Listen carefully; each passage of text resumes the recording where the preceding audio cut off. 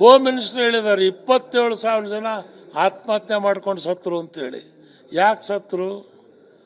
ಕಾರಣ ಏನು? ಕೆಲವರು ಅನ್ನ ಇಲ್ಲದೆ ಸಾಯ್ತಿದ್ದಾರೆ, ಕೆಲವು ರೈತರು ಸಾಲಬಾಧೆಯಿಂದ ಸಾಯ್ತಿದ್ದಾರೆ, ಕೆಲವು ರೈತರು ಬೆಳೆ ಬೆಳೆದಿದ್ದೀವಿ ಅದಕ್ಕೆ ರೇಟ್ ಇಲ್ಲ ಅಂತ ಸಾಯ್ತದವು. ಇವತ್ತು ಕಬ್ಬಿನ ಬೆಳೆ ಒಂದು ಕಡೆ 3,300 ಅಂತೀರಿ, ಇನ್ನೊಂದು ಕಡೆ 2,800 ಅಂತೀರಿ. ಇಸಿ ರಿಕವರಿ ಎಷ್ಟಿದೆ, ತೂಕ ಎಷ್ಟಿದೆ, ಇದ್ರ ಪರಿಕಲ್ಪನೆ ಸರ್ಕಾರಕ್ಕಿಲ್ಲ. ಅಗ್ರಿಕಲ್ಚರ್ ಮಿನಿಸ್ಟ್ರಿಗೆ ಗೊತ್ತಾ ಒಂದು ಎಕರೆ ಕಬ್ಬು ಬೆಳೆಯೋಕೆ ಎಷ್ಟು ಖರ್ಚಾಗತ್ತೆ ಅಂತ? ಒಂದು ಎಕರೆಗೆ ತೊಗರಿ ಬೆಳೆಯೋಕೆ ಎಷ್ಟು ಖರ್ಚಾಗತ್ತೆ ಅಂತ ಗೊತ್ತಿದೆಯಾ? ಈ ಪ್ರಾಕ್ಟಿಕಲ್ ಎಕ್ಸ್ಪೀರಿಯನ್ಸ್ ಇದ್ದಿದ್ರೆ ಸರ್ಕಾರದಲ್ಲ ಅಂಥವ್ರು ಯಾರು ಮಂತ್ರಿಗಳು ಇಲ್ಲ. ಮಂತ್ರಿಗಳಾಗಬೇಕು, ಹೈಕಮಾಂಡ್ ಹೇಳಿದೆ ಆಗ್ಬಿಟ್ಟಿದ್ದಾರೆ. ನೋಡಿ, ರಾಜ್ಯದಲ್ಲಿ ಸುಮಾರು ಪಕ್ಷಗಳು ಬಂದು ಅದು ಸೊ ಬರಬೇಕಾದ್ರೆ ಹೇಳ್ತಾರೆ ನಾವು ಹಂಗೆ ಮಾಡ್ತೀವಿ ಹಿಂಗೆ ಮಾಡ್ತೀವಿ ಜನರ ಜೊತೆಗೆ ಇರ್ತೀವಿ ಅಂತೇಳಿ. ಅವ್ರವ್ರ ಸ್ವಾರ್ಥಕ್ಕೆ ಬಳಸ್ಕೊಂಡು ಆಮೇಲೆ ಕಣ್ಮರೆ ಆಗ್ಬಿಡ್ತಾವೆ ಪಕ್ಷಗಳು. ನಿಮ್ದೇನಾಗಿದ್ರೆ ನಾವು ಹೇಳೋದಿಷ್ಟೇ, ಉನ್ಕೂ ದೇಖೆ ಬಾರ್ ಬಾರ್ ಹಮ್ಕೂ ದೇಖೋ ಏಕ್ ಬಾರ್. ಅವ್ರಿಗೆ ಪದೇ ಪದೇ ಅದೇ ಮುಖಗಳು ನೋಡಿದಿರಿ, ಈ ಮುಖನೂ ಒಂದ್ಸಲ ನೋಡಿ. ಜನತೆಗೆ ಒಳ್ಳೇದು ಮಾಡಬೇಕು ಅಂತ ಪಕ್ಷ ಕಟ್ಟಿದ್ದೀವಿ ಅಂತ ಹೇಳ್ತಿದ್ದೀರಾ ಸರ್. ಅಂದರೆ ನಿಮ್ಮ ಈಗ ಯೋಜನೆಗಳೇನಿದೆ? ನಮ್ಮ ಯೋಜನೆಗಳು ನಾವು ಈಗಾಗಲೇ ಇದನ್ನು ಕೊಟ್ಟುಬಿಟ್ಟಿದ್ದೀವಿ. 1-2 ಇದ್ರೆ ನಿಮಗೆ ಹೇಳ್ಬೋದು. ಇದನ್ನು ಓದಿ ನೀವು. ಯಾವುದಾದ್ರೂ ರಾಜಕೀಯ ಪಾರ್ಟಿ ಇದು ಮಾಡಿದೆ ಅಂತ ಹೇಳಿದ್ರೆ ನಾನು ಸರೆಂಡರ್ ಆಗ್ತೀನಿ.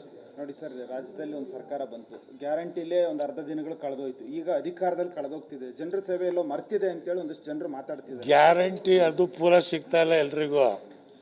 ಅವರೇ ಹೇಳ್ತಿದ್ದಾರೆ ದುಡ್ಡಿಲ್ಲ, ಬೊಕ್ಕಸ ಖಾಲಿ ಆಗಿದೆ, ಇನ್ನು ಸ್ವಲ್ಪ ದಿವಸ ಹೋದರೆ ಸಂಬಳ ಕೊಡೋಕೆ ದುಡ್ಡಿರಲ್ಲ. ಇವತ್ತು ಟ್ಯಾಕ್ಸ್ ಕಲೆಕ್ಷನಲ್ಲಿ ನಾನು ಯೋಜನೆ ಆಗೋದು ಉಪಾಧ್ಯಕ್ಷನಾಗಿದ್ದೆ. KSRTC ಒಂದರಲ್ಲೇ ಕಾಲು ಭಾಗ ಕರ್ನಾಟಕದ ಬಡ್ಜೆಟ್ ನೀವು ಸಂಪಾದನೆ ಮಾಡ್ಬೋದು.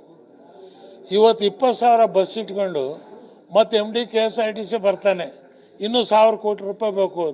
ನಾನು ಹೇಳಿದ್ರೆ ನಮ್ಮ ಊರಲ್ಲಿರೋ ಖಾದರ್ ಸಾಹೇಬಿ 2 ಬಸ್ ಇಟ್ಕೊಂಡು 3 ಜನ ಎಂಟ್ರೆನ್ಸ್ ಹಾಕ್ತಾನೆ.